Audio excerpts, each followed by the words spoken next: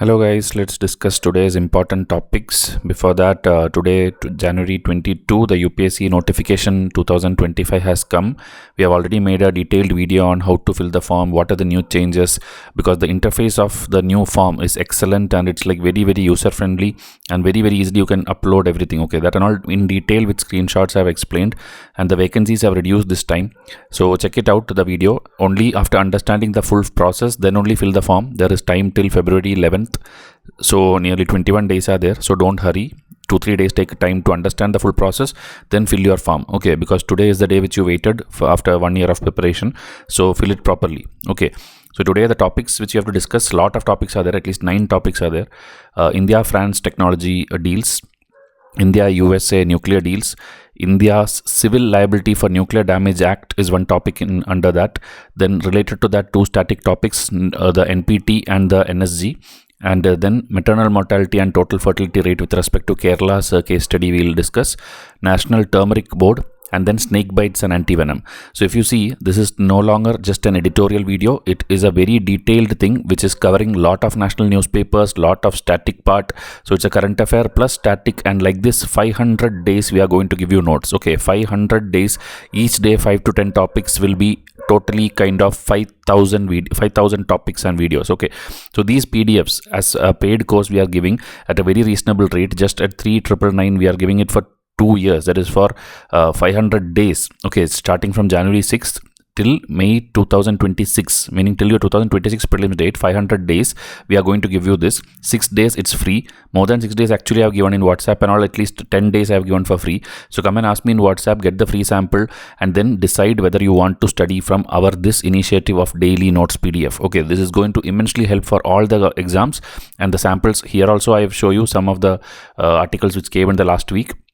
Students are giving excellent feedback when we give them the samples, so try to enroll it. Already most of the serious aspirants have enrolled, and for our results just search Vysh versus UPSC in YouTube and you will come to know how many questions are coming from our test series and materials every single year. Okay, so the first article, France is offering lot of technologies and we are doing lot of deals with them. Lot of bilateral cooperation is going on in high-end sectors, meaning in the artificial intelligence and nuclear power and all. So there is this summit on artificial intelligence where Modi will be attending. The summit for action on artificial intelligence, it's in February month. India will be the co-chair of it, so it's a very significant event. That is why this news is being coming in every newspaper. And then we have this nuclear power project which is between India and France, that is in Maharashtra. All India, how many ever nuclear plants are there, you should study that. That's also part of your syllabus, and they can ask you a match the following and all. So their discussions are going on about the financing mechanism and about India's compliance of the India's Civil Liability for Nuclear Damage Act, which I will teach you now in the next slide. So French companies are involved and they all are trying to have a proper task force after the visits of the presidents and prime ministers to each other's place and all. They are having a proper collaborative approach, and we will see that this act also, which we talked now, is complied in that. Okay. So it is actually ensuring the compensation which should be given to the victims of the accidents which happen, the nuclear accidents which happen. The responsibility will be not just the operator who operates it, it will be on the supplier also, and all the stakeholders will be responsible for that. Even government will give a share of it, and that is how the victims will get the compensation. So as a static part, I have put the details of it. What are the key features of this act? That up to 1,500 crore of compensation when it comes to all the families. It will be taken care by the operator, and the remaining government will be taking care based on the cap. They even maybe they can change it in future also. So the based on the cap, remaining the government will take care. Central government will provide compensation up to a limit. So there is this operator liability, there is this government liability, there is supplier liability also, where the operator can seek recourse from the supplier, meaning who is supplying the materials or the raw things for this thing. Meaning suppose they supplied a defective equipment, then the supplier also will be liable to give the compensation. Okay, so the victims of nuclear damage, they are going to get it through a claims commissioner or a nuclear damage claims commission established by the government, and it's like depending on like whether life loss is there, property loss is there, or economic loss is there. Based on that, the compensation will be given. Okay, and should be filed within 10 years of the nuclear incident which happened. And all these things, as I told, if it's defective equipments and all, then it's like 20 years. So based on different criteria, different compensation will be given, and you can just pause this and read this. This is the maximum information for UPSC exam which you need. Okay. And other than that, India, France, I told you, lot of industrial relationship, defense relationship, aeronautical, helicopter manufacturing, then Indian Ocean region, they are coming together for the piracy and fighting maritime terrorism, illegal fishing, cyber threat, marine pollution, the information sharing. They have centers established in Gurugram. There is a center here. Regional centers are there in Seychelles and Madagascar. Coordinated surveillance is there. Space related, they are collaborating on different projects to clear the space traffic and debris and all. So whatever I have underlined here, okay, like here there is a Franco-Indian campus for space studies. Here there is this final assembly unit of H-125 helicopters in India. Space robotics, every keyword I have mentioned here, this is exactly how you should write an answer for GS2 mains if they ask about India-France relationship in the new age, or maybe about the new technologies and all. This is how you have to bullet point and give your answer, and you will get good marks out of it. Okay, so that is why please watch our videos every day. And one more update, if you did not get the hoodies and bags, and if you are part of our pack 4 or pack 5 test series, that is prelims plus mains test series, and a full-time student at Vysh IAS, you will get this shipped at your address, and you can send photos like this when you receive it. Okay, so in case you did not get it, please update us. Now India, USA, now, you know, the Trump administration has come, so more and more discussion about the nuclear deals will come. Okay, so there is a 1, 2, 3 agreement already. Manmohan Singh's time we had this US-India civil nuclear deal. Okay, not the military one, the civil nuclear deal, that is for peaceful purposes. You are using the nuclear power. We have a deal, and based on that only we have been having deeper cooperation, and we are able to build more and more power plants of nuclear power, and we are able to create a lot of jobs because of that in both the countries. We are improving our electricity generation. We are reducing the reliance on fossil fuel, and we have announced also in 2016 to build 6 nuclear power, but again it is not implemented. Okay, it's very like delay is going on. So now because Trump has come, maybe Trump and Modi can together work on the nuclear missions which are pending, and we can build back our nuclear power. Okay, so again, as part of the deal, India was given a waiver in the NSG. So what is NSG? I will explain you in the next slide, then you will understand what is this waiver. Okay, so it is given a waiver. Then, as I told, the civil program and the military program are separated. The civil things are taken care by the International Atomic Energy Agency safeguards. This was once a prelims question. Okay, only the civil one is taken care, the civilian one. And then India is prohibited from transferring any enrichment programs or reprocessing technology and all. India cannot export that, because India is like committing to all this proliferation, meaning we are trying to end all the nuclear things which are used in the war zone and military and all. So only civilian, peaceful kind of little bit of manufacture and export we are able to do. Okay, and after that waiver which we got only, we could sign lot of agreements with like France, Russia, Canada, Sri Lanka, Korea, Kazakhstan and all, and specific arrangement for like importing uranium and all from different Kazakhstan, Australia. That also we could do, all thanks to the NSG waiver which we got from USA. Okay, so there are some restrictions, like after the 2008 deal, most Indian nuclear entities were removed from the US entity list. Here it has actually helped us. It helped us do the trade properly. It has eased the trading restrictions, and the barriers one by one like that we have to remove. Any sensitive technology we are exporting and all that, we have to see that it is allowed or not. So once Trump comes, we have to see what all changes can happen in this, because he is like drastically bringing in lot of executive orders in the day one of his coming into power. So we have to see that. Okay. And India's, you know, the liability thing I already showed you, that act, it is actually different from the global norms. Globally, they don't put all the liability on like operators, supplier, everyone. Okay, but India has put it on supplier also, operator also, government also, everything. So it's different from how the world norms are.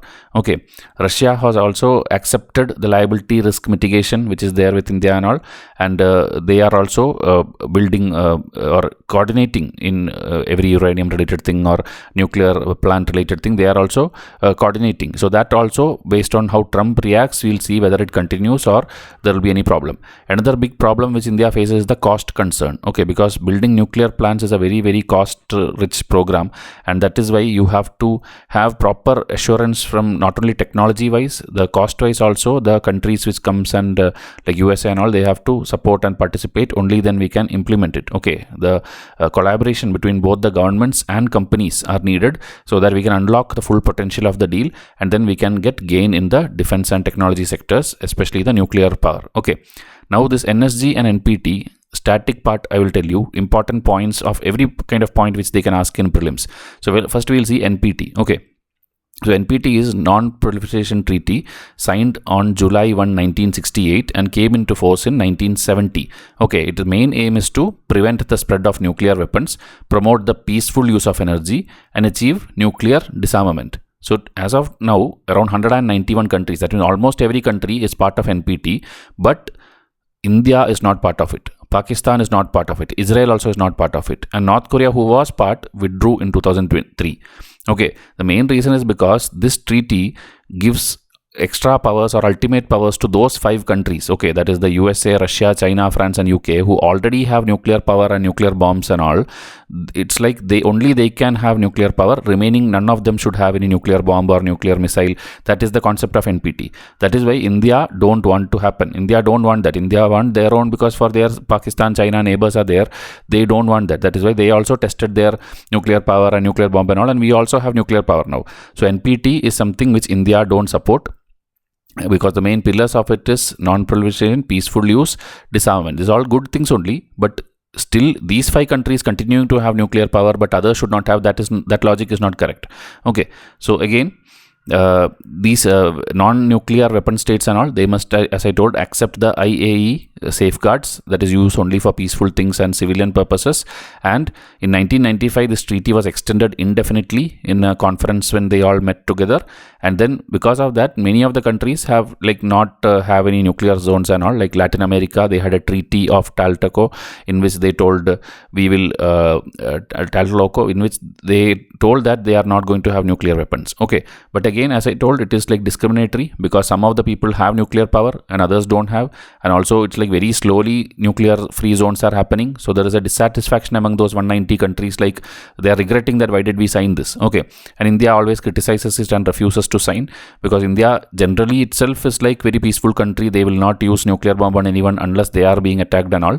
So but they told they cannot sign the NPT. Okay, now the challenge is that countries like North Korea and all, who withdrew from there, what if they like out of revenge or whatever, they tried to make powerful bombs and then even use that bombs in any war, then it will be very like problematic. Okay, so this is a general idea of what is NPT. It is a good idea, but 5 countries having power and others not having, that is not like, that is kind of discrimination. Now NSG is a continuity of that. As I told, India did not sign NPT, and in 1974, India did their first nuclear test, that is Smiling Buddha, and that is the reason NSG was established, where they told that we will prevent even the supply of any goods or anything, and nobody has the right, meaning the name itself is like the nuclear supplier group, meaning only those who are part of the NSG, they will be able to supply any nuclear related things to each other. That means because India is not part of it, you should not be doing all these things. Also, there is a condition that if you have to become a member of NSG, first you should become a member of NPT. Okay, membership must adhere to the NPT. So that again is a problem, that India is not become able to be a member of NSG because it's not part of NPT. And China, is part of this. China is part of this thing, and China keeps blocking the India's entry also. But when all these are going on, as of now, if you see, this one members also is less. Only 48 countries are there, where full major nuclear powers are there, and some of the non-nuclear countries like Brazil and South Africa is also there. So first it came in 1974, it issued its guidelines in 1978. By 1992 it expanded again by telling we will give more guidelines on many of the things, like peaceful nuclear device also, non-peaceful device also, like that they did. Okay, and how they work is like they work on consensus, meaning everybody will discuss and then only make a decision, including their new membership and all, they discuss and decide. Okay, so India, because they are not part of it, as I told, India got a special waiver in 2008. That is, you are not part of this NSG, but still you can, like for peaceful things and all, little bit of supplying you can do, so little bit of import export you can do, and that actually China always will resist it, but USA gave strong support, and that is how, as I told in the previous slide, that we have a waiver and we are doing certain things in nuclear in spite of the fact that we are not part of NPT and NSG. Okay. and NSG works closely with the Atomic Energy Agency also. These are the basic fact you need to know about NSG. So both static part of NPT and NSG I have taught you, and this is more than sufficient for your prelims fact. Okay, now again one thing about the calls. Today also at least 6-7 calls I have taken, but there will be some more pending because that many students are wanting to talk. Okay, so if you want, you can just book a call and then I will give you a call back based on the time of your availability. I will give you a call back and we can discuss, okay, what is your problems, what is your struggles and all. We can discuss there, and then we can take it forward, like 2025 you want, 26 you want, test series you want, notes you want. Based on that we will plan your strategy for the next year. Okay, now maternal mortality ratio and the fertility rate. Okay, total fertility rate, TFR. So this one, if you see general definition, the maternal death per 1 lakh live birth, meaning 1 lakh birth is happening. In that, how many mothers died during pregnancy or pregnancy related causes, that is the count. So that ideally, you know, it should be lesser than, it should be less. Then only it's like a good sign of better healthcare and all. So over the years, India has been successful and reducing it in different states and all, but still in rural areas, in marginalized community and all, we are not able to get it. As per the SDG goal, which we have, the United Nations goal, we have to reduce it to less than 70, meaning less than 70 mothers should die out of the 1 lakh live birth which happens. By 2030, we have to achieve that number. Okay, that is MMR. Now, total fertility rate is nothing but how much children a woman is expected to have, meaning like 2 children, 3 children and all. So, when ratio they take and calculate, they are telling 2.1 is the best number, average. 2.1 is considered the best replacement level fertility rate to have a stable population over many generations. Okay, like if it's like even 4-5 children, it's bad. If it's like 1 children, it's bad. But 2.1 is the perfect number they are telling. So India's this thing has decreased significantly, and around 2 we had achieved in 2021. So we are moving towards population stabilization in urban areas. But in rural areas again, it is high fertility rate even now. Okay. So different states also it will vary, like in Kerala and Tamil Nadu it has low MMR and low TFR, which is a good sign, but in UP and Bihar it is very high. Okay, and this all is the reason, the healthcare system. Okay, healthcare system is the reason. So we have initiatives, National Health Mission, Janani Suraksha Yojana, Pradhan Mantri Suraksha Matritva Abhiyan, about which 2024 UPSC prelims question came. Okay, go and check out that question. So these are all is trying to reduce the maternal death by giving some money benefits or some needed health benefits or primary care. Many things are there. Okay, and India, you know, we had this family planning programs and many such things which helped us reduce all these MMR and TFR and all. Now the news which is coming in this thing is Kerala's demographic paradox, meaning when you are too good also it becomes a problem. Okay, meaning when you implement something too much also it becomes like negative. I told you 2.1 fertility rate was okay, but what if it goes very low or if it changes completely, then that is very bad for your demography or your population. Okay, so South Korea also faced globally the same problem because of like less children and all. Then they are like promoting like to have more children. China is facing that problem. Many are facing it. Okay, so here Kerala reached this thing already long back. 1987 itself, this 2.1 Kerala had achieved, while other neighboring states and all only by 2000s they had achieved. So now this fertility rate, if you see the different stages of which how it progresses. Okay, like usually, you know, suppose when India got independence and all, in the first stage, how it will be? Very high birth rate is there and very high death rate is also there. Many people are dying out of many reasons. Okay, but then later what you will see, the death rate will decrease because your healthcare will improve, vaccination will improve, everything will improve. This will reduce and the birth rate is continues to be high. Then you will have what? You will have a rapid population. And that is what happened with India in the 60s, 70s, 80s, 90s and all. We had huge population growth. After that, what will happen is people will become like modern. They don't want too many children, everything and all. Then decline in birth rate will happen, which will lead to population stabilization, which is the correct stage. But Kerala stage, what happened is now the birth is reduced and the death is also reduced, meaning lot of senior population is there, old age population is there because of excellent healthcare facilities and everything there, life expectancy is more, everything is there. So Kerala is kind of in the fourth stage now, meaning the birth rate also went down, death rates also went down. Okay, MMR also, if you see, MMR is what? It is the number of death divided by the number of live birth. Now what if the live birth itself is reducing, I mean the denominator itself is reducing. Okay, so 1 lakh live birth, it's happening very lesser birth, then everything which you calculate will go wrong. The statistics will get a problem. So that is why Kerala has reached a stage which no other state has reached. Okay, the stage 4. That is the paradox which the article is discussing. So here in the population dynamics I told you, the working age population is declining and the elderly population is increasing. Okay, so obviously, politically also you have a problem. Politically, when your population reduces, what will happen? We know the Lok Sabha seats and everything which is allotted in the parliament, it's based on how much population you have. When you reduce your population too much, in parallelly when UP is increasing its population too much, then UP will get more seats in the Lok Sabha. Out of 545 seats, UP will get maybe majority of the share, like 80 seats, 90 seats and all. But Kerala will get only 20 seats and 15 seats and all. Just because they reduce their population. So then also they'll think like it is like kind of backfired. Politically, you will have a disadvantage compared to other states. More of your representation will not reach parliament. Then social system. Because there is a growing age, this elder population, you need better healthcare, you need better support system, nursing system. All these things you have to have, because the children all are leaving their parents and going to other countries. And the parents, old parents in big houses are left alone in Kerala. This is the situation now. So you have to actually work towards that, because the entire social thing is changing. So public finance has to improve, budget allocation has to improve, gender equality has to improve. Again, the husband wife both has to come together. Then only you can plan the family better. The fertility rate you can plan, control based on that. Elder care infrastructure should be there. Then the workforce skill is shrinking, so you have to bring in more people from outside to work in your places. These kind of things already Japan, South Korea and all have faced. They have but tried many innovative strategies. Kerala has to take case studies from there and try to use it or implement it in their state. That is what the article is suggesting. Now, if you need questions based on all this, okay, whatever we are discussing, PDFs, this PDF anyway you will get if you are enrolled to the PDF, what we are discussing, but test series, the questions, prelim specific, there is this pack 12 months, 17 months, 24 months, 29 months, enroll to any of this, then monthly you will get current affair question answer PDF.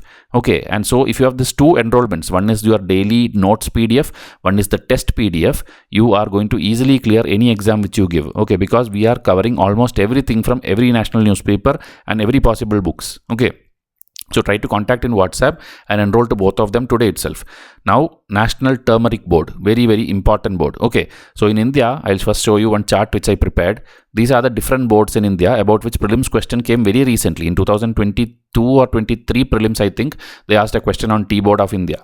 Okay, so you have to know that we have coffee board, tea board, silk board and all. Most of them are in either Bangalore or many of them are in Kerala. Okay, because the tea, the spices, the turmeric, this and all, you find in that area only, in south or in that side. So National Turmeric Board is something new in Nizamabad, Telangana, 2023 it was announced, 24 it was actually established. Now in 2025 January it has completed 1 year of establishment. That is why it is in news. Okay, that is why we are going to discuss, and the different years of establishment also I have put it. So these kind of charts, at least 300 plus revision charts also, all my students who enroll to test series will get it. Okay, so imagine how many facts you are going to study from Vysh IAS alone.